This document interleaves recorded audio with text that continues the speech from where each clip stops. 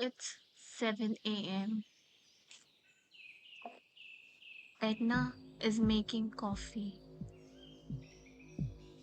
The phone rings. She doesn't recognize the number, but she picks up anyway. Grandma, her hand goes still. Grandma, it's me. I am in trouble. She knows that voice. She has known that voice for 24 years. She heard it say its first word. She heard it on the other end of the phone 100 Sunday evenings. She knows that voice. Except her grandson is asleep in his apartment, 3 states away, completely fine. His phone is on silent. He has no idea this call is happening. The voice on the line isn't him. It never was. It's a machine built from 30 seconds of audio scraped from a birthday video he posted on Instagram 8 months ago.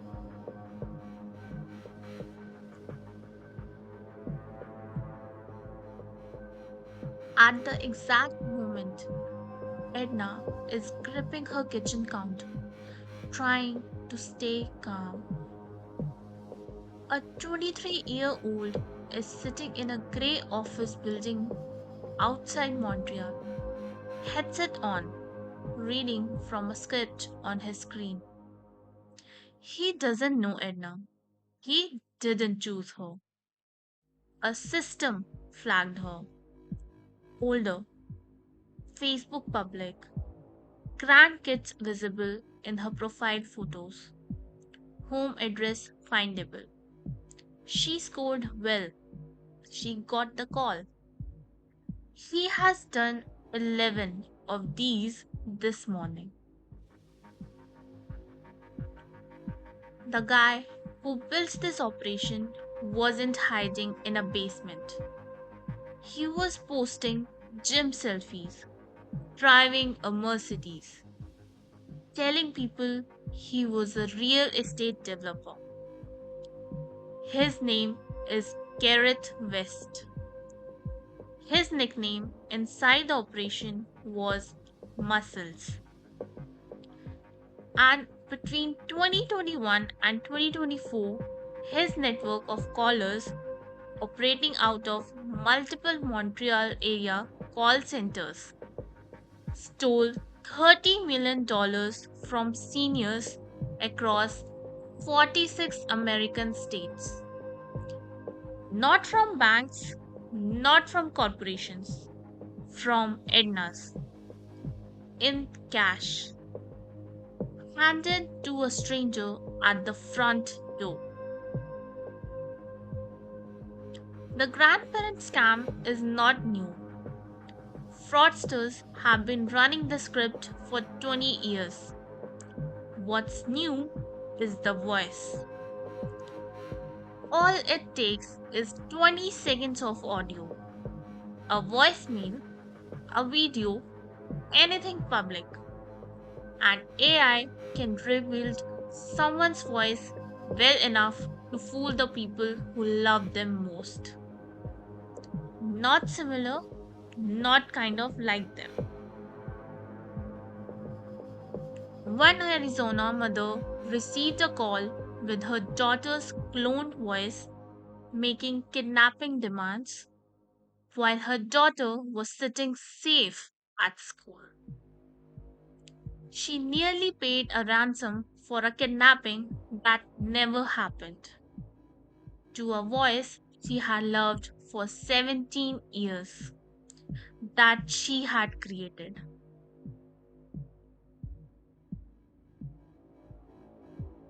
I want to come back to Edna for a second. Because Edna didn't lose her money that morning. Her son happened to call her on the other line right in the middle of it. She hung up, confused. He made her call her grandson directly. He answered, groggy, annoyed, completely unharmed. She sat down on the kitchen floor and cried for 20 minutes. Not because she was scammed, because for 11 minutes she had believed her grandson was in a jail cell. She had been ready to empty her savings account. She had been ready to do anything. Most victims never tell anyone. They are ashamed. They feel stupid. They suffer alone. Edna isn't stupid. She is a grandmother who heard her grandson's voice and believed it. That's not a flaw, that's love. And Gareth West's entire business model was built on it. He evaded police for months, moving between rentals, always one step ahead, until July 4th, 2025, when an RCMP emergency response team found him at an Airbnb northeast of Montreal. He didn't resist. He is awaiting extradition, facing up to 40 years. But his call centers are silent now, not destroyed. The scripts still exist. The software still exists. One member of his network is still at large as of 2026. And somewhere right now, another 23-year-old is putting on a headset, looking at a list of names, and a grandmother is making coffee. The man who industrialized heartbreak.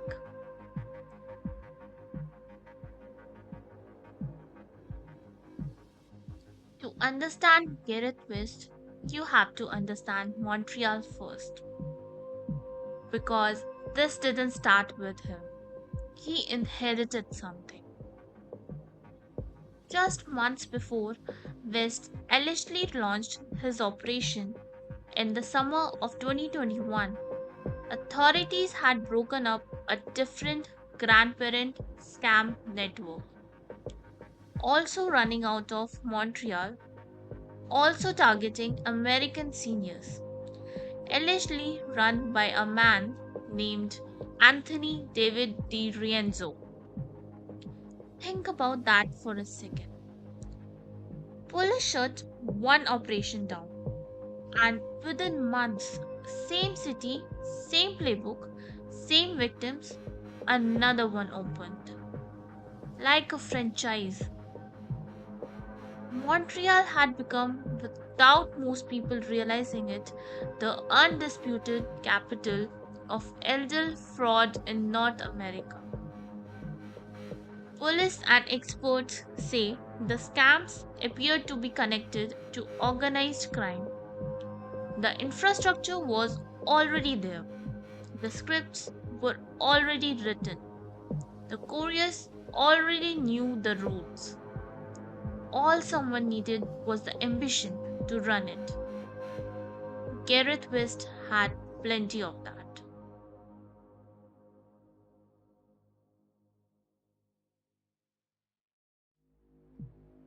West was 35 when he allegedly started this.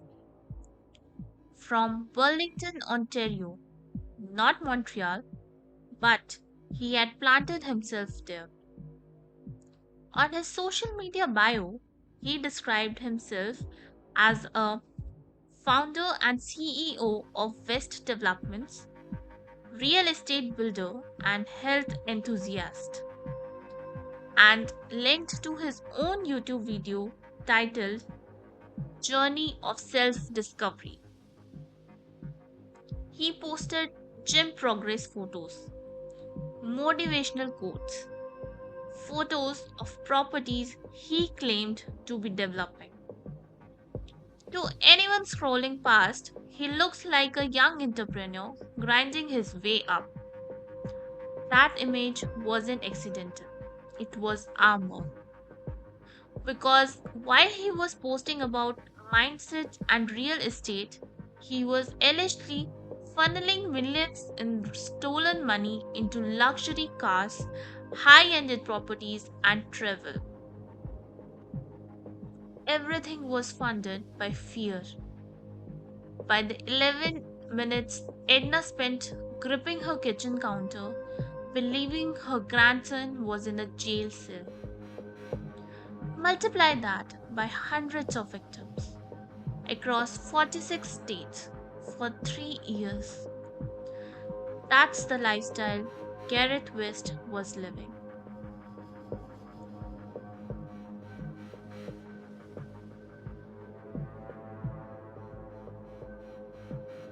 Here's what made West's network different from a couple of guys with burner phones.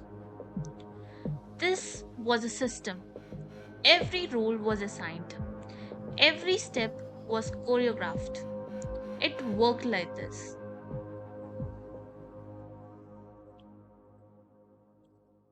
Callers inside the Montreal call centers would phone elderly Americans claiming to be their grandchild, saying they had been arrested following a car crash and needed bail money. The opening line was always emotional, always immediate. No small talk, straight into crisis. Grandma, I need help. I'm scared. If the grandparent hesitated, if they said, "Wait, you don't sound like yourself," the caller had an answer ready. "I have been crying. I hit my head. I am in a cell and I can't breathe properly." Every objection had a script.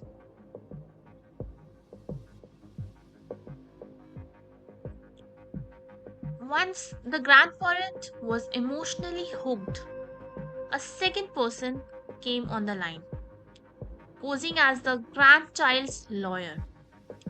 They told the victim there was a gag order in place. They could not tell anyone, not their children, not their other grandchildren, no one. This is the cruelest part of the design. Isolation is the weapon. The moment you can't call someone to check, you're alone with your fear. And fear at 7 a.m. with your grandchild's voice still in your ears is almost impossible to think through.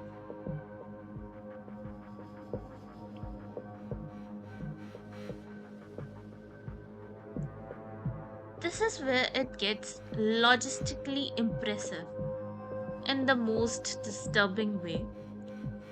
The victims were told to prepare cash. Then a courier would show up at the front door, posing as a bail bondsman, and collect it in person. Sometimes they used rideshare services, sometimes dedicated runners. Either way, the money moved from a grandmother's kitchen to Canada, often the same day. From there, the funds were transferred back to Canada via cash delivery and cryptocurrency, deliberately chosen to obscure the source and identities involved. Door to door, untraceable, repeatable. West's crew ran this dozens of times a week.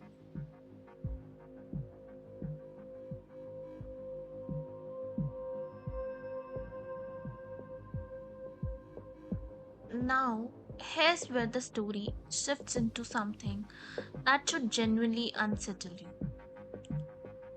The grandparent scam, in its original form, had one weakness: voices. Sometimes the grandparent would say, "You don't sound right, you sound different." And the caller, with their accent or their wrong age voice or just the flatness of a stranger reading a script, would lose them. Call over, move to the next name. Then AI voice cloning arrived, and that weakness disappeared. From as little as 20 seconds of audio pulled from a voicemail, a social media video, anything publicly posted, the technology can rebuild a person's voice well enough to fool the people who know them best. And who posts the most video of young people online? Their grandparents, proud grandmothers reposting graduation videos, grandfathers sharing birthday clips with their Facebook friends, entire voice libraries sitting public, unprotected, never once considered a security risk. Marilyn Crawford, an Ontario senior, was woken up by a call in 2021. A voice came on the line and said, "Hi, Grandma. Yeah, I got in trouble here. The police say they need some money to release me or they are going to keep me in jail." She was certain it was her grandson, Ian. She was ready to pay $9,000 before her family intervened. She said afterward, even knowing it was fake, voice had been convincing enough. That's not a glitch. That's the point. Interpol, in a recent report, specifically flagged AI enhanced fake kidnappings as part of a global surge in impersonation fraud, noting that financial fraud thrives on anonymity, cross border operations, and rapid adaptability, making it difficult for authorities to track and disrupt. Difficult, not impossible.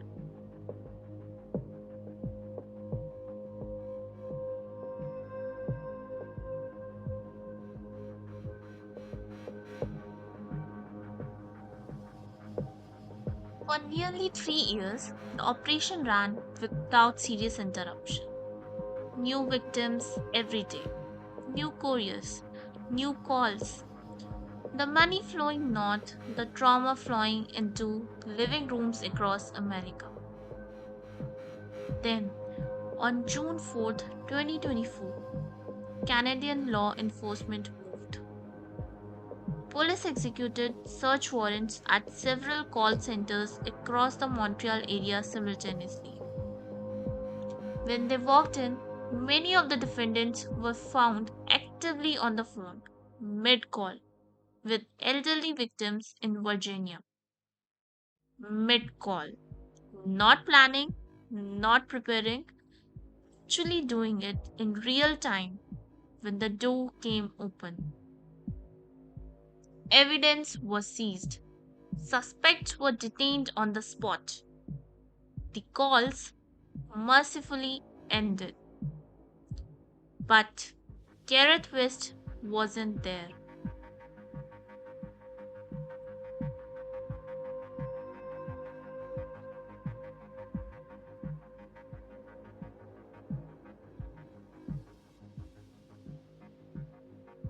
In February 2025, a federal grand jury in Vermont indicated 25 Canadian suspects. 23 were arrested, 2 remained at large. West was one of them. For months, he moved. Police received a tip that he was staying at a house in Burlington, Ontario. When they arrived, he was gone. He had moved to a nearby rental. When they arrived there, he was gone again. Always one step ahead, always another address. Meanwhile, The indictment was public. His name was in the news. CBC was investigating him. His face was everywhere. And still nothing. Until July 4th, 2025. The RCMP, using an emergency response team, a unit equipped for high risk situations, found Gareth West at an Airbnb in Saint Columban, Quebec, about 70 kilometers northeast of Montreal. He offered no resistance. The man who had spent months evading two countries' worth of law enforcement arrested at someone else's vacation rental on a national holiday. No dramatic standoff, no final confrontation. Just a man out of road with nowhere left to go. He faces charges of conspiracy to commit wire fraud and money laundering and up to 40 years in federal prison.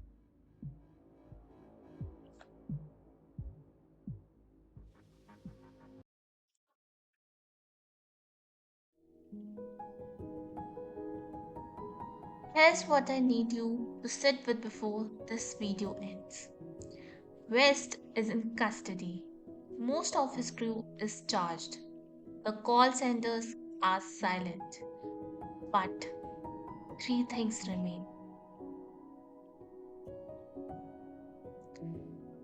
As of early 2026, one member of the network is still at large, last known to be in the Nicaragua. Operations second to last loose end, somewhere in Central America beyond the reach of the indictment.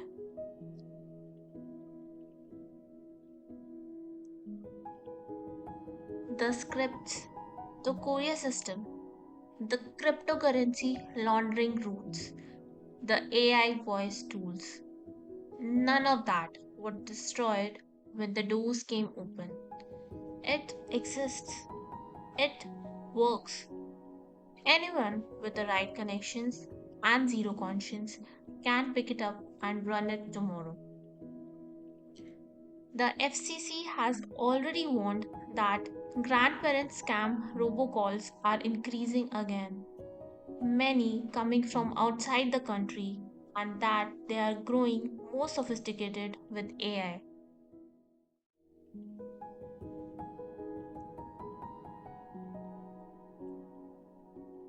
Only 15% of victims report these scams.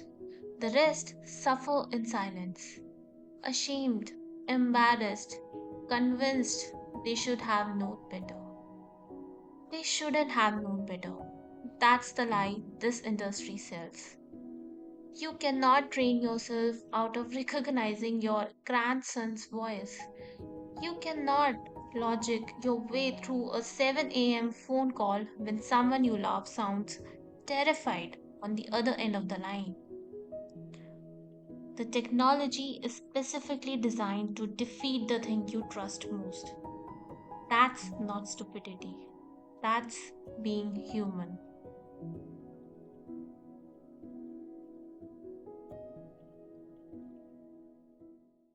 I want to end where we started. Edna's kitchen, the phone ringing, the voice she recognized instantly. She didn't lose her money that morning. She got lucky. Her son called at the right moment. Her grandson picked up, the spell broke. Victims who survived these calls described the same thing months later, even knowing it was fake, even knowing their grandchildren was safe. They still flinch, even when the phone rings. That's what $30 million brought. Not yachts, not freedom, not self discovery. Just that. Grandmothers afraid to answer their own phones.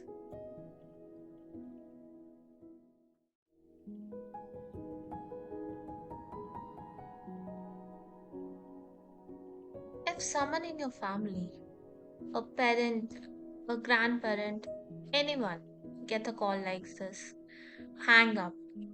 Don't negotiate. Call the person directly on a number you already have saved. And before you go, set a family code word. One word. Only your real family knows. If someone calls in an emergency and can't say it's not them, it takes 30 seconds. It could save everything. If this video made you think, subscribe. The next one goes even deeper. I'll see you there.